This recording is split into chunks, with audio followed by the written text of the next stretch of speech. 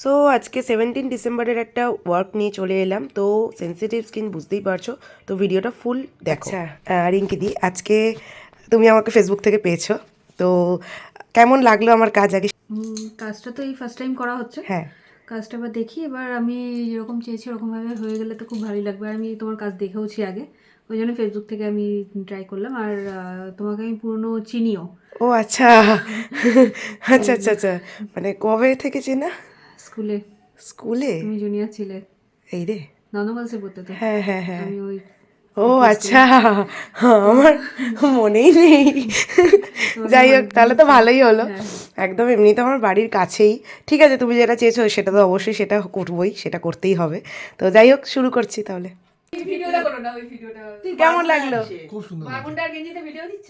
একদম আর কি নতুন না না, রিয়াকশন, প্রথম রিয়াকশনটা দারুণ ছিল, মানে ঢোকাতেই।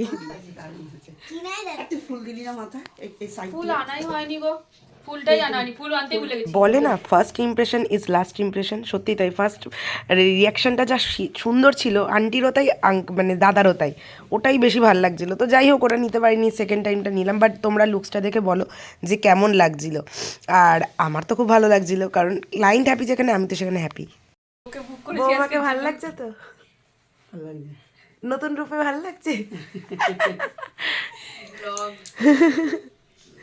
দিদি তোমার? হ্যাঁ, বৌমনি তো হয়। না কামিল কাকিমা। কেমন লাগলো? ভাল লাগে ভালো লেগেছে, ভালো লেগেছে কুচি।